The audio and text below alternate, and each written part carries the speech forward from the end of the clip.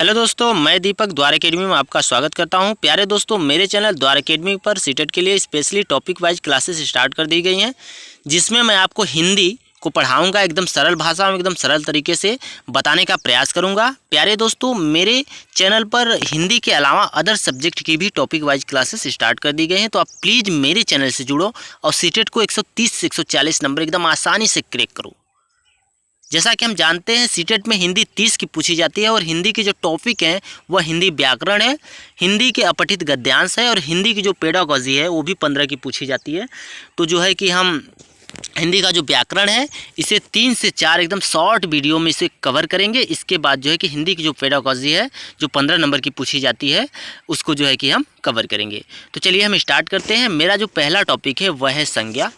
संज्ञा क्या होता है इसको समझने का प्रयास करते हैं, इसकी परिभाषा वगैरह। देखिए, संज्ञा का जो शाब्दिक अर्थ है वह है नाम। संज्ञा का शाब्दिक अर्थ नाम है। इसकी परिभाषा की बात की जाए तो किसी व्यक्ति, वस्तु, स्थान, गुण, भाव, प्राणी आदि के नाम को ही हम क्या कहते हैं?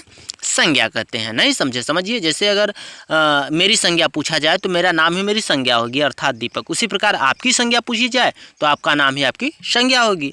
आपके ज़िले की अगर संज्ञा पूछी जाए तो आपके ज़िले का नाम ही आपके ज़िले की संज्ञा होगी। ठीक है ना? संज्ञा के 5 भेद माने जाते हैं। जो पहला है वह है जातिवाचक संज्ञा। देखिए, जातिवाचक संज्ञा क्या होती है? जिन संज्ञा शब्दों से किसी एक ही प्रकार की अनेक वस्तुओं का बोध होता है या किसी एक ही प्रकार की जाति के अनेक लोगों का बोध होता है, ऐसी संज्ञा को जातिवाचक संज्ञा कहते हैं। जैसे घर कहने से धरती पर जितने प्रकार के घर हैं, छोटे बड़े मझले सभी प्रकार के घरों का बोध हो जाता है। उसी प्रकार नदी कहने से धरती पर जितने प्रकार की नदियां हैं सभी नदियों का बोध हो जाता है, छोटी बड़ी पतली लंबी। ठीक है ना?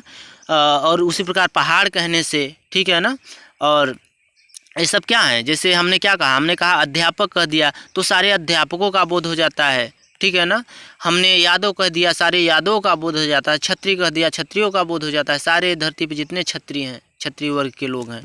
ठीक है ना? तो ऐसी संज्ञा जातिवाचक संज्ञा कहलाती है। व्यक्तिवाचक संज्ञा, इसका शाब्दिक अर्थ समझा जाए तो व्यक्तिवाचक इसका शाब्दिक अर्थ ऐसी संज्ञा जो व्यक्तिगत या खुद के लिए प्रयोग की जाती हो।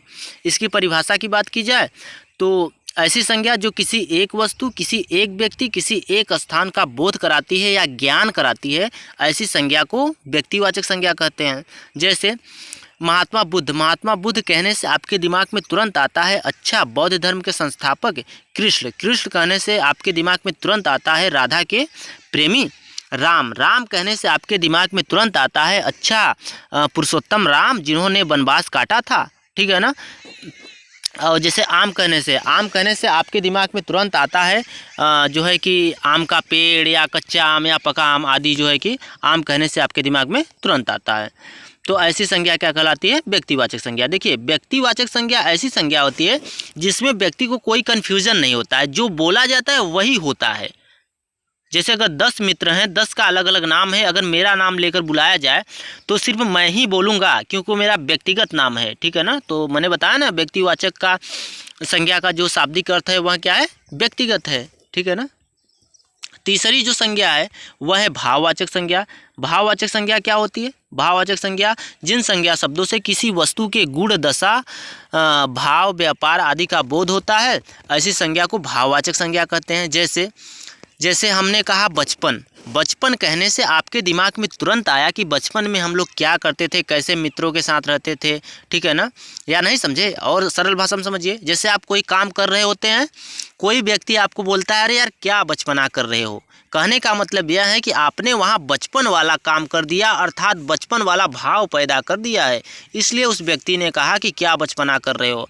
उसी प्रकार शत्रुता होता है, मित्रता होता है, सुंदरता होता है, कुशाग्रता, बुद्धिमत्ता इत्यादि, ये सब शब्द क्या है? भाववाचक शब्द हैं, भाववाचक संज्ञा शब्द हैं। ठीक है ना? अगली जो संज्ञा है वह है समूहवाचक संज्ञा। समूहवाचक संज्ञा क्या होती है? जिन संज्ञा शब्दों से एक ही जाति की वस्तुओं के समूह का बोध होता है उन्हें समूहवाचक संज्ञा कहा जाता है। जैसे सेना। सेना अगर कहा गया तो आपके दिमाग में तुरंत आया सेना, जैसे राम की सेना थी और रावण की सेना थी, तो सेना में क्या थे? ढेर सारे लोग थे। सेना कहने से एक समूह का आपको बोध हो गया। ठीक है ना? जैसे संघ।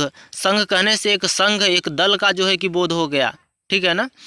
और इसके बाद अगर टुकड़ी कहा जाए तो टुकड़ी जैसे सैनिकों की टुकड़ी होती है 12, 15, 20, 25 की जो भी टुकड़ियाँ होती हैं, तो उसमें क्या होता है, एक सैनिकों का एक टुकड़ी होती है, समूह होता है। जैसे अगर 1 दर्जन केला बोले तो आप तुरंत समझ गए 1 दर्जन केले का मतलब उसमें 12 केले हैं। ऐसा तो नहीं है कि 1 केला लाए बोल रहे हैं भैया 1 दर्जन है, ठीक है ना।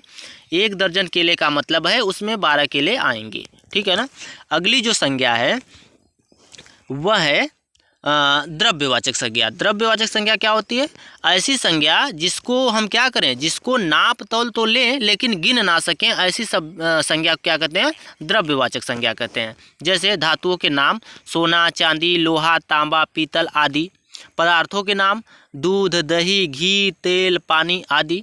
दूध को आप गिन नहीं सकते हो, ऐसा नहीं कि 1-1 लीटर के 10 बाटल में अगर दूध भरे गए तो आप कहोगे 10 दूध हैं, ऐसा नहीं है।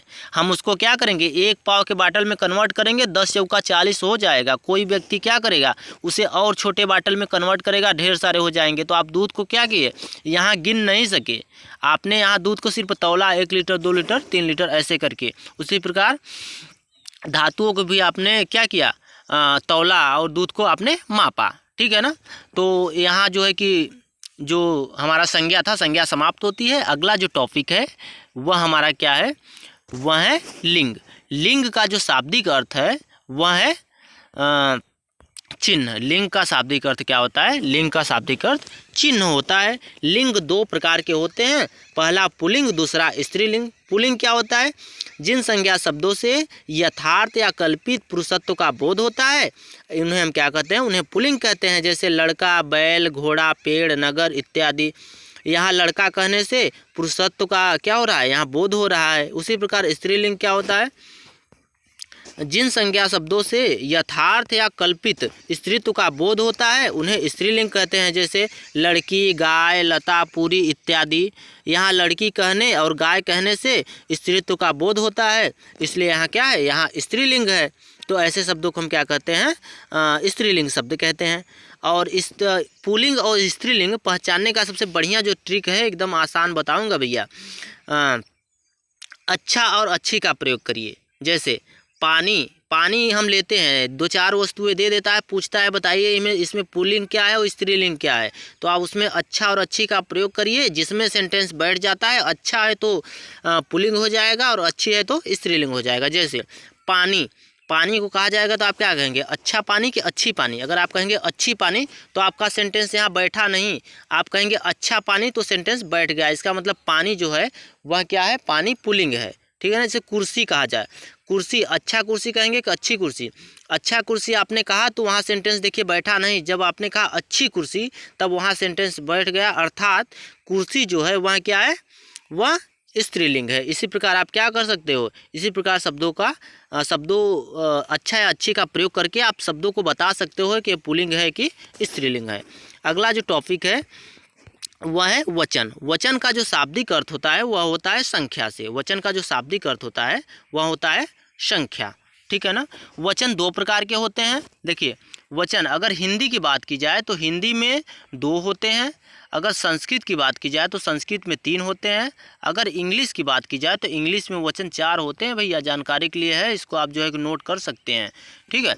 और बात की जाए इसमें, और वचन यहाँ पर 2 हिंदी हम लोग पढ़ रहे हैं इसलिए हिंदी के वचन जो है 2 प्रकार के होते हैं। पहला जो है एक वचन।